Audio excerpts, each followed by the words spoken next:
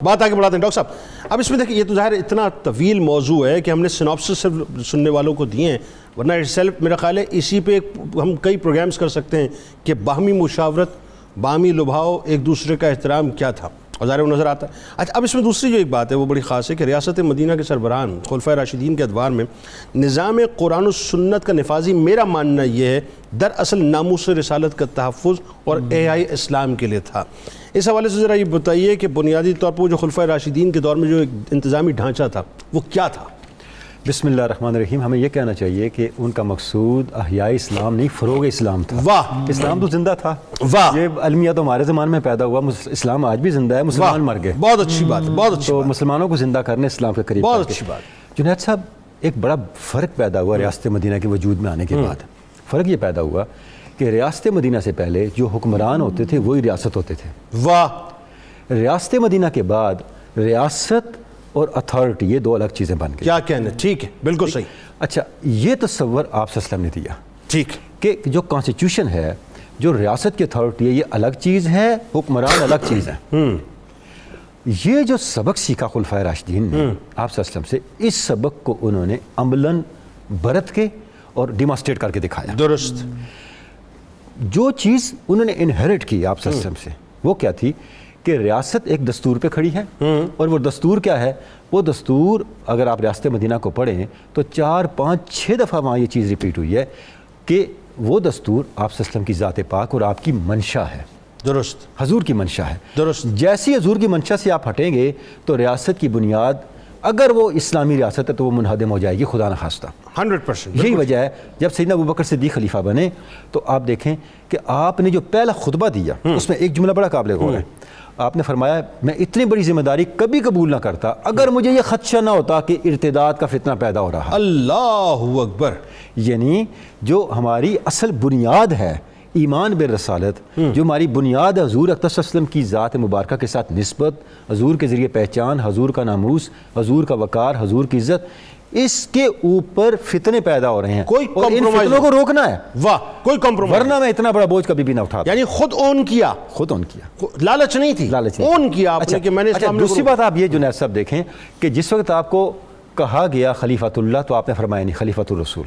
میں خلیفۃ اللہ، ہائے ہائے ہائے ہائے، میں خلیفۃ الرسول. اچھی بات ہے. یہ قیامت تک کے لیے آپ نے اسلامی ریاست جو بھی وجود میں آئے گی اس کی کانسٹیٹیوشنل فاؤنڈیشن کو ڈیفائن کر دیا کہ ریاست جب اسلامی ریاست وجود میں آئے گی تو اس میں اقتدار اعلیٰ تو اللہ کے پاس ہوگا، لیکن اس کی ڈیمانسٹریشن اقتدار محمدی کے ذریعے ہوگی. یعنی جو بھی ہیں سرکار علیہ السلام درمیان میں ہیں، حضور اکرم صلی اللہ علیہ وسلم کا جو اختیار و اقتدار ہے، دراصل یہ سمبل ہے، یہی ڈیمانسٹریٹ کرتا ہے، یہی اظہار کرتا ہے اللہ کے اختیار و اقتدار. کیا کہنے، آپ متاع مشہود ہیں، آپ ویزیبل سپر آرڈینیٹ ہیں، آپ کانسٹیٹیوشن سپر آرڈینیٹ. سبحان اللہ، سبحان اللہ، سبحان اللہ. اچھا اب آپ دیکھیں یہ چیز آگے چلی.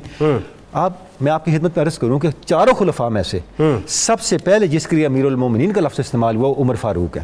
ٹھیک، کیونکہ آپ اپنے آپ کو خلیفۃ اللہ کہلانا نہیں چاہتے تھے. بالکل ٹھیک ہے. آپ خلیفۃ الرسول، خلیفۃ الرسول بننا تھا. کمال. تو یہ بڑا لمبا لفظ تھا. اپنے ایک اور دیکھیں پروٹوکول کیسا کہ جس ممبر پہ سرکار علیہ السلام تشریف فرما ہوتے سبحان تھے، اللہ، اس کے اگلے سٹیپ پہ صدیق اکبر، اس کے اگلے سٹیپ پہ عمر فاروق، اس کے اگلے سٹیپ پہ عثمان غنی. یہ دیکھیں یہ سب کچھ کس نے بتایا تھا؟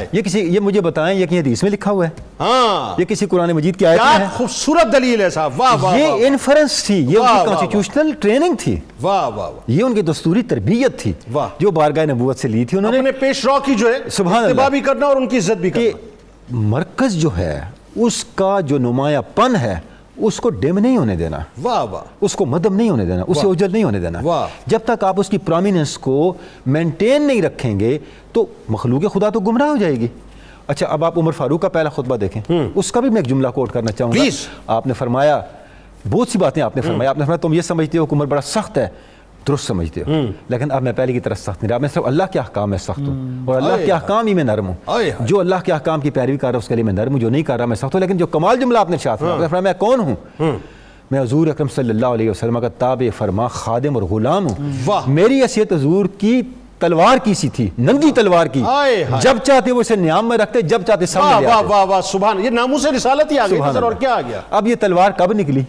عمر کی زندگی اٹھا کے دیکھیں۔ ہائے ہائے ہائے ہائے، یعنی وہ سمجھتے تھے کہ حضور کے ناموس کا تذکرہ، حضور کی ختم نبوت کا تذکرہ اور اس کی حفاظت کرنا یہ محض روایتی مذہبی مسئلہ نہیں ہے۔ واہ واہ واہ، کیا یہ اچھی بات آپ نے ہمارے کہی۔ ملی، اجتماعی، دینی اور ریاستی وجود کے لیے زندگی اور موت کا مسئلہ ہے۔ یعنی یہ بالکل، اس بات کو اگر میں آج سے ریلیونٹ اس کی ریلیونس سمجھوں تو بڑی آسان سی بات ہے کہ یہ بڑے بڑے فورمز پہ جا کر صرف تقریر کا مسئلہ نہیں ہے، یہ دیش کے اعتبار سے 7 سپٹمبر یا انڈورس کرنے کا مسئلہ نہیں ہے، اس کو زندگی کا منشور بنانا پڑے گا۔ یہ ہماری آئیڈینٹی ہے حضور، ہاں۔ پاکستان اسی آئیڈینٹی پہ تو بنا۔ دیکھیں لاما کا خطبہ الہباد اٹھا کے دیکھ لیں، لاما کی زندگی کی آخری تاریخ اٹھا کے دیکھ لیں، ہمارے بانیان پاکستان کا یہی تو ویژن تھا۔ آخری بات میں عرض کروں گا، جب سیدنا علی مرتضیٰ کا زمانہ آیا، آپ نے کیا ارشاد فرمایا؟ وہاں سے میں ایک جملہ آپ کے سامنے رکھنا چاہوں گا۔ آپ دیکھیں کتنے فتنے کا زمانہ تھا۔ آپ نے فرمایا کہ مسلمان کی عزت اور حرمت ہر چیز سے بالا تر ہے، اس کو ہرٹ نہ ہونے دینا، لیکن یاد رکھنا اللہ اور اس کے رسول کی حرمت اس سے بھی بالا تر۔ اللہ، مقصد ہی ختم ہو گیا، اس سے بھی بالا تر، بس مقصد ہی ختم، بالکل ٹھیک۔